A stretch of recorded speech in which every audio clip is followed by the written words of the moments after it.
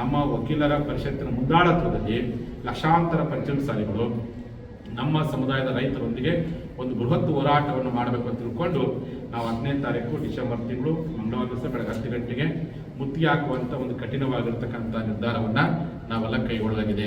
ಉದ್ದೇಶ ಏನಪ್ಪ ಅಂತಂದರೆ, ಹಿಂದೆ ವಿಧಾನಸಭಾ ಅಧಿವೇಶನ ಯಾವ ಸಂದರ್ಭ ನಡೆದಿತ್ತು, ಎಲ್ಲ ಸಂದರ್ಭದಲ್ಲಿ ವಿಧಾನಸಭೆ ಮುತ್ತಿಗೆ ಹಾಕುವಂಥ ಪರಿಪಾಠವನ್ನು ಜಗದೀಶ್ ಶೆಟ್ಟರ್ ಕಾಲದಲ್ಲಿ ಮಾಡ್ಕೊತ ಬಂದೇವೆ.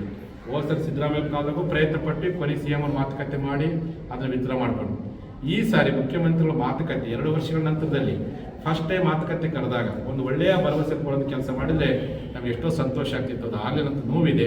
ಆ ನೋವು ಮತ್ತು ಆಕ್ರೋಶ ಆಗಿರ್ತಕ್ಕಂಥ ಅನ್ಯಾಯವನ್ನು ಸರಿಪಡಿಸಲಿಕ್ಕೋಸ್ಕರವಾಗೇ ವಿಧಾನಸೌಧಕ್ಕೆ ಮುತ್ತಿಗೆ ಹಾಕುವಂಥ ಹೋರಾಟಕ್ಕೆ ಇವತ್ತು ರಾಜ್ಯಾದ್ಯಂತ ಸಮಾಜ ಬಾಂಧವರಿಗೆ ಕರೆ ಕೊಡಲಾಗಿದೆ. ಈಗಾಗಲೇ ಹುಬ್ಬಳ್ಳಿ ನಡೆದಿರ್ತಕ್ಕಂಥ ರಾಜ್ಯ ಕಾರ್ಯಕಾರಿಣಿ ಸಭೆಯಲ್ಲಿ ಈ ಬಗ್ಗೆ ತೀರ್ಮಾನ ಕೈಗೊಳ್ಳಲಾಗಿದೆ. ಈ ಒಂದು ಹೋರಾಟದಲ್ಲಿ ಇಡೀ ನಾಡಿನ ಪಂಚಮಸಾಲಿಗಳು